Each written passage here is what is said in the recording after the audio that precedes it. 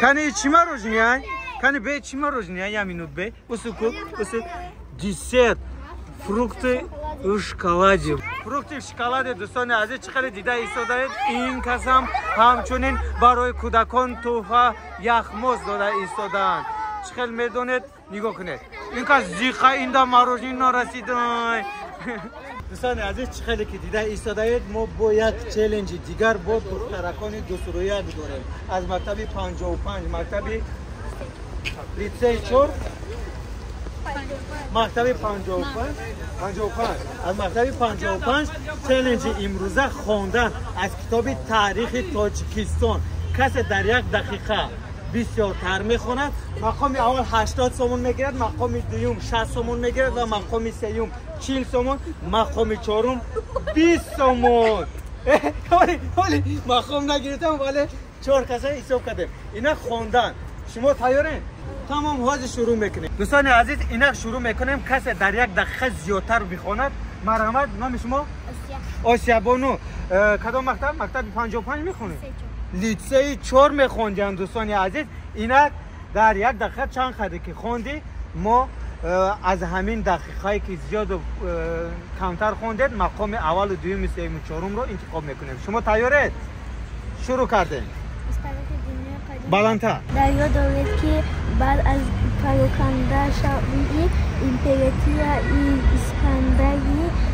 اسکندری مقدونیا در قسمتی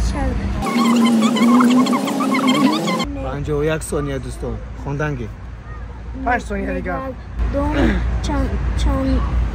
جنگ یک دقیقه شد یک دقیقه شد دوستان عزیز. تا کجا را خوندی؟ تا دراز خوند دوستان عزیز. تا اینجا خوند دراز. بله شد. اینجا واسه کدامش که با از این دورتر خوند خاص نشید مقام اوج معین میشوند. تمام. نام شما؟ یاسمن مکتب 55 میکنید. آره انا که حاضر شروع میکنیم. 1 2 3. از تاریخ دنیای قدیم در یاد دارید که بعد از پراکنده شدن امپراتور اسکندر مقدونی در قسمتی شریک آن یکچند دولت مستقیمش تشکیل یافت. در اردشیر بابکان که حاکم ولایتی بس شد تا ولایتی. آفرین. منیژه بانو از مکتب 8 شما تیاره؟ بله. شروع کرده. از تاریخ دنیای قدیم در یاد دارد که بعد از پراکنده شدن امپراتور اسکندر مقدونی در قسمت شرقی آن یک چند دولت مستقل تشکیل که در بین آنها کلانترینش پارت بود و قلمدر این دولت پرکتاب و پهناور لشکر ریم تیز حمله کرده خراب وضعیت می‌گردد. جنگ‌های دور و در به ضد تجاوزکاران ریم قبیله‌های جدی و نیازی داخلی سلاله ارشکیان دولتی پارت را از بین بردند. اردشیر یک بابکان که حاکم ولایت سرحد بود سال 2024 لشکری آخرین ارتبان ویپر شکست داده با فراز با حاکمیت صاحب شد. دولت نوی تشکیل اردشیر نام ساسانیان را گرفت. بابای اردشیر بابکان ساسان نام داشته. کاهن زردشت انوحیتا بود. نام سلاله و دولت ساسانیان از نام اردشیر یک پیدا شد. اردشیر بابکان بعد چند حاکمیت خود را قریب در تمام کلان فارس پهن کرده سال 228 با تکسیر پادشاهی نشست. اردشیر خود را شاهنشاه دولت ساسانیان اعلان کرد. او برای وسایل و مستقام شد. 2 ابزار زیاد خوند. آفرین حاضر انا این کس را میبینیم.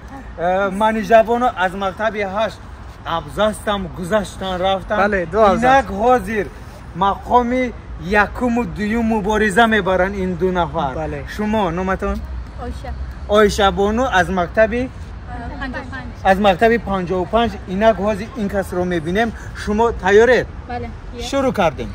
از تاریخ دنیای قدیم در یاد دارد که بعد از پراکنده شدن امپراتور اسکندر مقدونی در قسمت‌های شرقی آن یک چند دولت مستقل تشکیل یافته که در بین آنها کلانترین پارت بود. با